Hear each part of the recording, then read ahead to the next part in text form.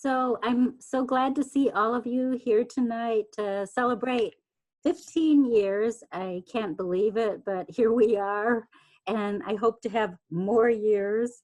So far, we have published over 200 books, and this year I plan on putting out 25 books.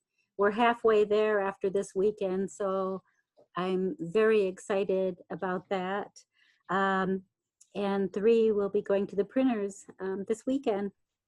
So on our Cervena Barva Press reading series group page, there are 5 videos now of poets reading, and they're each reading 3 poems each.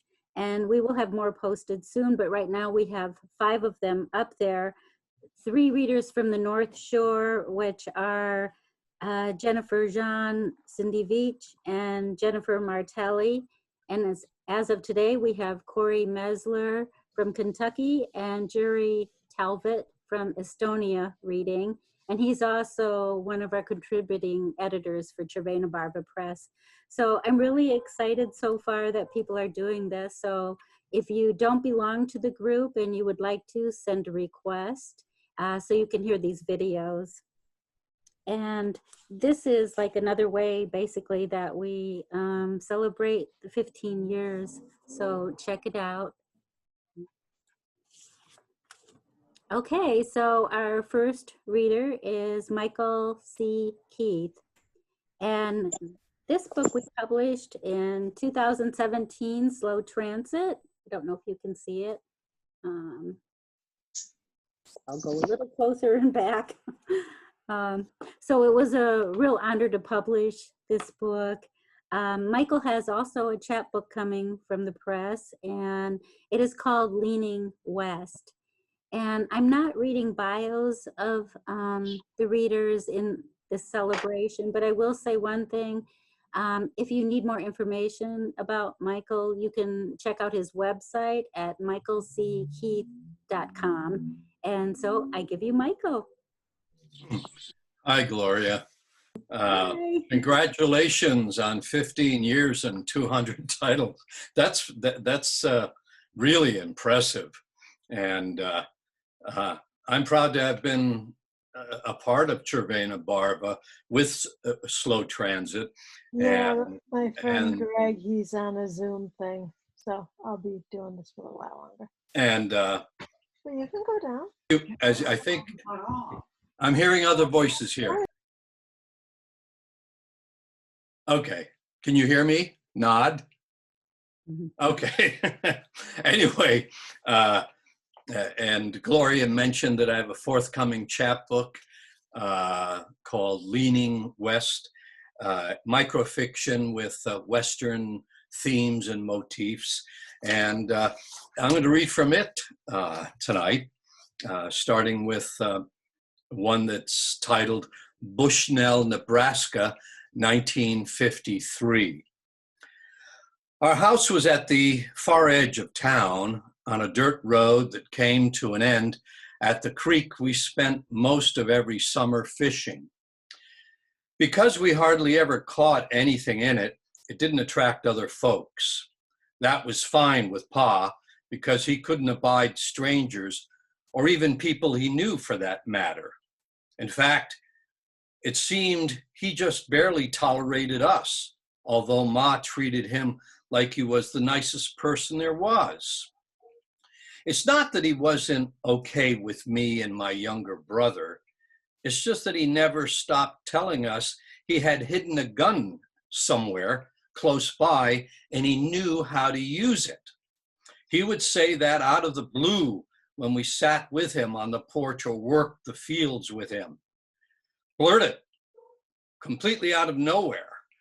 It didn't seem like it was intended for us per se, but it didn't seem like it wasn't either. My little brother would ask me about it, but I just didn't have an explanation. Finally, we just accepted there was a gun hidden somewhere on the property, and it was important to him that we knew it. This is called Fearless Youth. Fearless Youth. 86-year-old sheep rancher Dolly Brown went off in her own direction after she parked her dented and dusty SUV at the base of a ridge in the Powder River Basin. My two friends, her son and daughter-in-law, and I headed up the rise to gather interesting rock specimens for our respective collections. A half hour later, our pockets bulging, we walked back down to where the car was parked.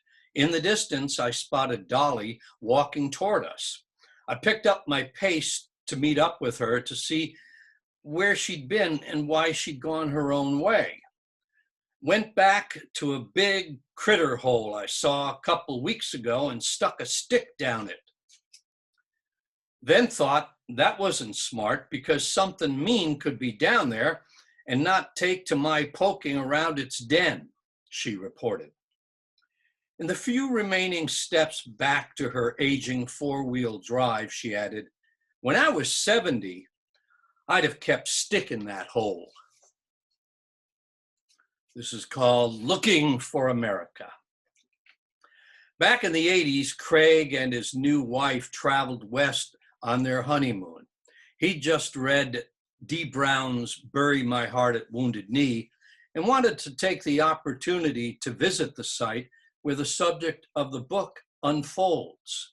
The young couple drove from the northern part of the Pine Ridge Indian Reservation that reaches to Interstate 90, and after 2 dusty hours on a gravel road, came upon a place where 300 Lakota Sioux, mostly women and children, were massacred by the US cavalry.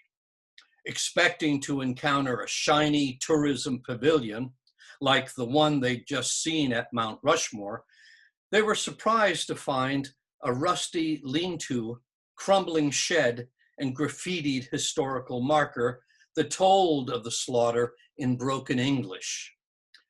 They were indignant that something more fitting hadn't been erected by the government to commemorate such a tragic event in American history. When they asked a passing tribal elder about it, he replied, "Would Jews have let Hitler build them a shrine?" This is called The Power of Film. Pardon me. The Power of Film. Alan Halper wanted to be a cowboy since growing up in Queens, New York. He'd spent endless hours in smoky movie houses watching Westerns, and he thought the cowboy's life the most wonderful and exciting of anything an adult could possibly do. He did not want to join his father's hosiery manufacturing company, nor did he want to waste his time going to the business college his father had attended. So upon graduating high school, he packed his suitcase, emptied his savings account, and set out for the West, where he planned to look for a job as a ranch hand. He targeted Oakley, Kansas as a good place to start his search for no better reason than it had been a scene location in a cattle drive in a movie with a cattle drive starring Randolph Scott. He figured someone in town could tell him who was hiring. After downing a burger at the Bluff, he made his inquiry and was told the Circle K off Service Road 11 was looking for an experienced person, an experienced helper. He took a local conveyance to the site and was hired on the spot after telling the foreman he'd been punching cows since he was 12. In no time at all, he was able to mount a horse. This is called a moving experience. For 30 years, Walt had driven a semi on the back roads of the West, hauling petroleum equipment to remote sites. It was something that gave him pleasure because he loved rolling through the majestic hinterlands of the region. In all, it was satisfying, his job. It was a wonderful way to earn a paycheck, and he'd managed to bank quite a bundle. When he took early retirement, he decided to buy a place in the areas he'd been traveling for so many years. Be nice to just settle in the foothills of the Salt River Range or Big Horn Mountains, he thought. And he did just that. 148 acres and a 2-bedroom cabin were his for a price he could well afford. However, it wasn't long after he moved in, he became restless and went back to work, concluding things just didn't look quite as good when they stood still. Doing okay on time, I think?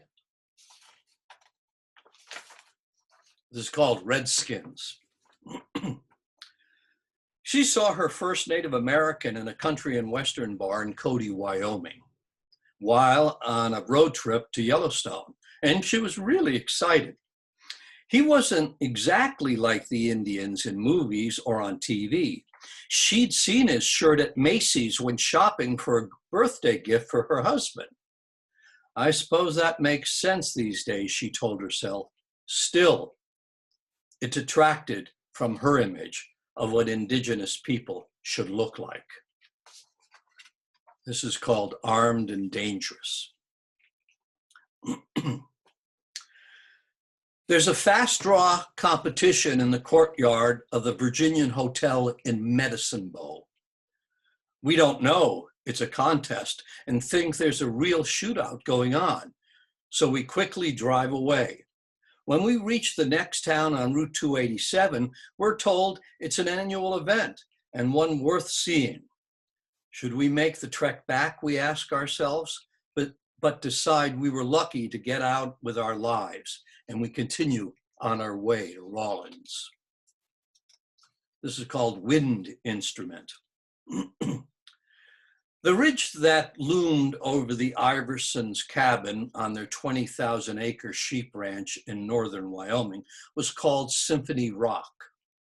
Depending on the velocity of the gusts, various melodies, all rooted in music of the Baroque tradition, emanated from it.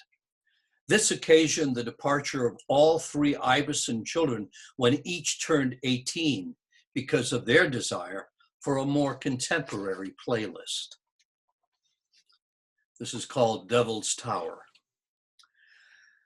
The whistle of the BNSF freight moving on the outskirts of Newcastle, Wyoming, deepens his loneliness. He curses his decision to rent a room in the Stardust Motel. What did he expect for $19 a night, he thinks, pressing his palms to his ears. And finally, this one's called On Bypassing Topeka. What if on our way to Albuquerque, we had driven past the capital of Kansas and not met Ray Givens at Bodo's Drive-In, who turned out to be a perfect match for the organ that was failing you? Thank you.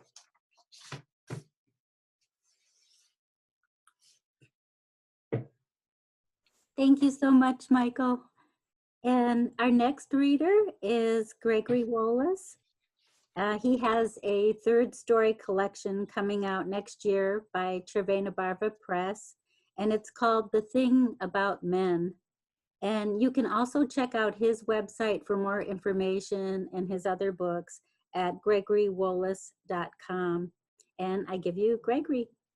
Thank you, Gloria, and congratulations to you and Cervena Barva for the 15 years celebration. Thank you. I'm going to read a story called Still Life. Won a prize a few years ago. It's one of the stories from the collection. As you listen, I guess a profitable way to listen to this would be to think maybe of a series of closely related pictures at a museum that you're passing by, or maybe your neighbor's house if you chose to sneak around and look in every window to get a full picture of what was going on inside someone else's life. So I give you Still Life. I'm late, and I'll be much later. The dead dog I see through the slats of the louvered door is to blame. I haven't the art class instructor's telephone number. What will her students use for a model when I don't show? Who or what will occupy my stool? I will be replaced by an object. Still life, a piece of fruit, perhaps a ripe tomato, a coffee mug.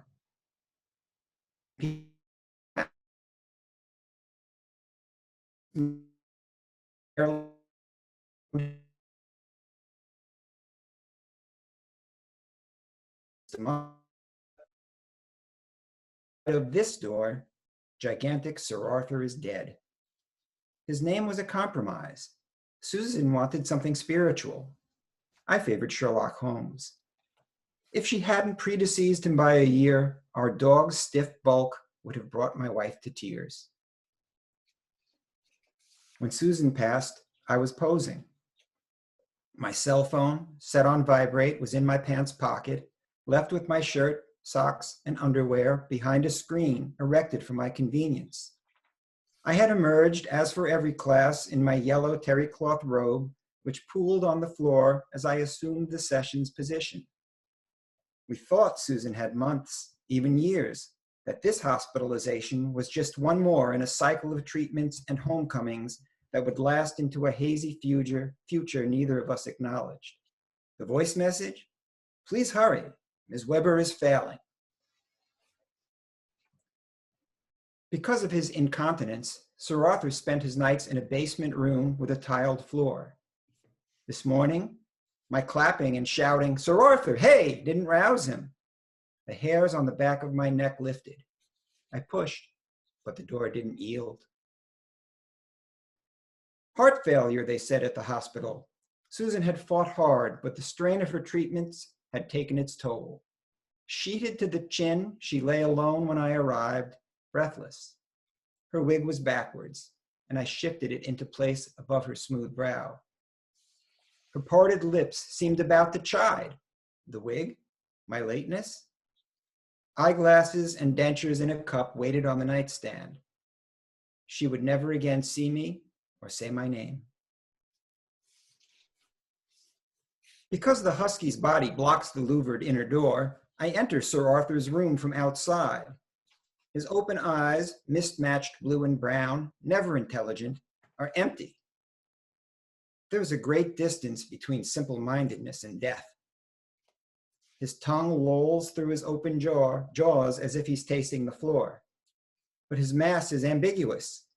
He is neither furniture nor art, but he is definitely here. Susan suggested modeling. She saw an ad. No experience necessary, she read. It's at the college. You're great at sitting and doing nothing. I like watching old movies. Sometimes I read. You need to get out, she said. I walk Sir Arthur, I said. That doesn't count, she said. You need to see people. I walk him twice a day. The neighbors stay away from the two of you. He growls. You never trained him. He doesn't like people. See about modeling. Would you mind taking off your shirt? The first instructor asked. I offered the rest of my body. I'm at the mercy of time and gravity, I warned. At the end of the session, the instructor praised my gift for stillness. She passed my name on to other art teachers. Sir Arthur must be removed, but there are problems. First, I have not yet achieved sufficient objectivity to touch him. Second, his weight will make transporting him a challenge. The flesh should disappear with the life. Leaving it behind is like littering, the dead's irresponsible final gesture. Half an hour. At Susan's bedside, that's how long it took to divide the life from the body, to transform the first into a memory and the second into a body. A nurse entered and touched my elbow. I rose, and a dull fluorescence followed me like a cloud down the hall to a desk where arrangements were discussed. I needed to get home to walk Sir Arthur. We'd owned two other dogs, Krishna and Watson, adopted after children proved impossible. Little dogs, coddled through long lives, ending with somber, responsible trips to the veterinarians. Then we saw a movie featuring huskies, and their beauty and vigor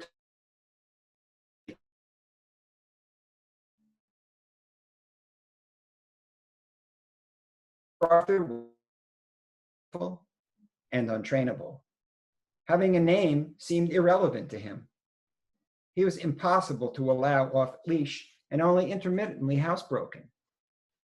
During his first epileptic seizure, I tried to comfort him. Temporarily blind, he bit through my thumb. Medication reduced his seizures, but left him perpetually ravenous. He spent more and more time in his basement room, where I tuned his television to the classic movie channel. And so passed the duration of his hard-to-love 14 years. Susan was diagnosed the week of our 38th wedding anniversary. She died a month before what would have been our 40th. We had hoped to travel more than we did after our retirements, but kenneling Sir Arthur became an impediment. He howled all night, said one proprietor. I can't take him again. Another he bit. One ran a kennel on her farm, and we managed 2 week-long vacations, one to Key West, where it rained almost every day, and another to London, where it rained. Our vacation pictures cataloged humid deluges and chill drizzles. The kennel woman told us after our second trip that on his walk, Sir Arthur had grabbed her rooster by the throat and shaken him dead. Then he wouldn't let go. She'd paraded him around the yard, screaming at him, while the bird hung from his jaws. Only when more chickens crossed their path did he drop his kill for a lunge. London was our last vacation. Legions of former colleagues and students attended Susan's memorial service. A young man to whom she taught geometry and who became a state senator spoke. The afternoon following the service, Sir Arthur followed his usual routine when brought upstairs. He barged through the door, checked for food on the dining room table, checked for food on the kitchen counters, checked to see if the garbage can was locked, checked for food in the den, drank from the toilet. Then he lumbered to my seat, dropped his heavy paw on my thigh, dripped toilet water on my lap from his open jaws, and demanded petting. He did not look for his mistress. If he had, he would have found her silver urn on the mantel, where it still sits like a trophy. I am bleached of vanity. What, I wondered, did the art students see in my sagging flesh? Do their brushes and pencils and charcoals reanimate the surfaces youth has deserted? Tufts of colorless hair gather on my shoulders, above my nipples, in my ears, over my penis, and upon my scrotum. The students' eyes crawl over my membranous skin, collecting data, transferring it, their interest not in me, but of me. They translate me into their own languages, on paper and canvas, mingle me with themselves. 30 minutes to objectify the body before I attempt to remove it. The veterinary hospital does not provide this service. But we're so sorry, a young woman says. Bring poor Sir Arthur here and we'll take care of everything. We're so sorry for your loss. I wait and watch a movie on Sir Arthur's TV, peeking at the carcass now and then to see what's changed. It's a musical.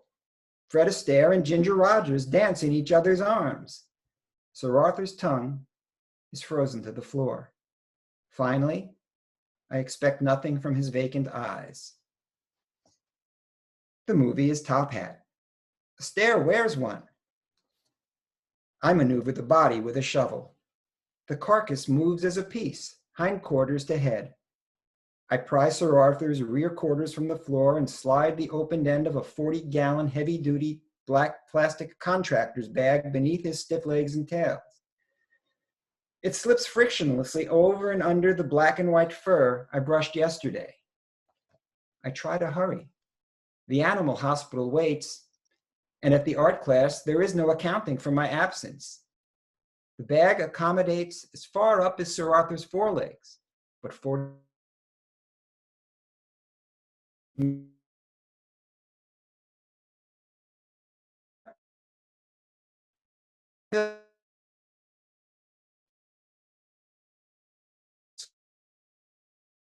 or to synagogue, to parties, to dinner, to bed. I don't really bag them.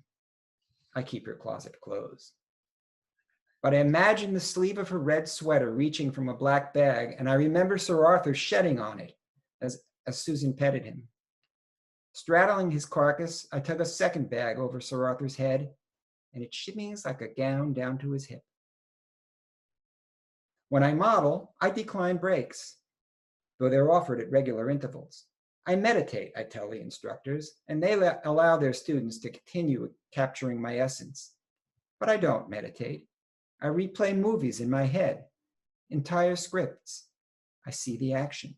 I hear every line of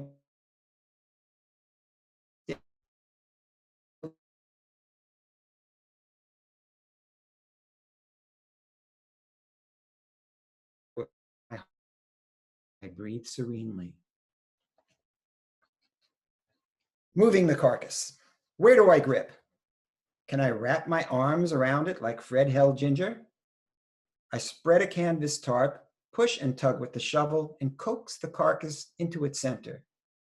I'm just putting on my top hat, tying on my white tie, dusting off my tails. I turn off the television.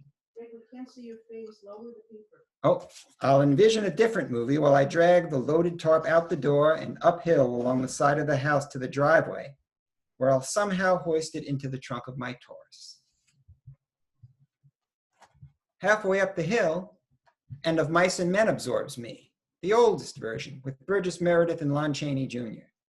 My back aches, and every 2 steps I adjust my grip on the corners of the tarp bunched into my fists. 1, 2, pause, 1, 2, pause. Tell me about the rabbits, George. It's a black and white movie, but I see it with a sepia tint. When I drop the tarp and straighten, my back crunches. My neighbors have pulled their pickups side by side in the road at the end of my driveway and chat through open windows. Their engines run.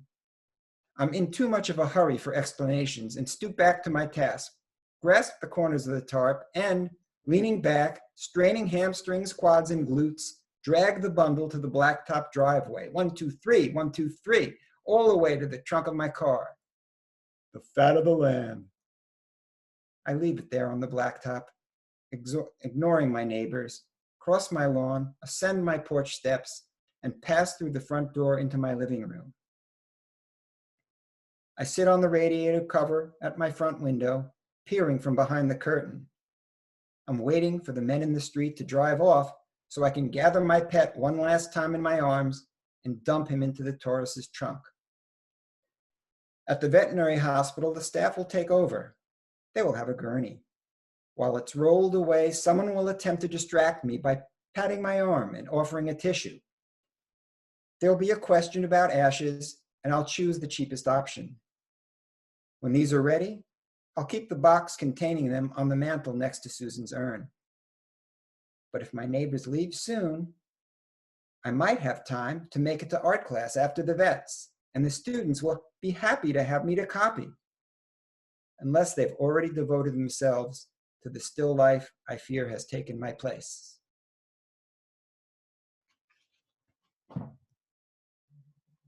Hey.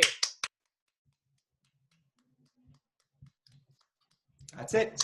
Thank you so much. That was wonderful. Thank you, Michael and Gregory, so much for such a great reading tonight and for sharing in the celebration. And thank you, all of you, for being here to hear them and to celebrate too.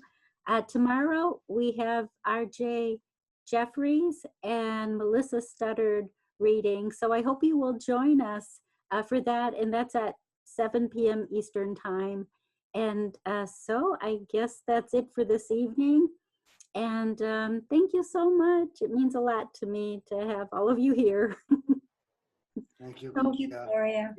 Thank you, everyone.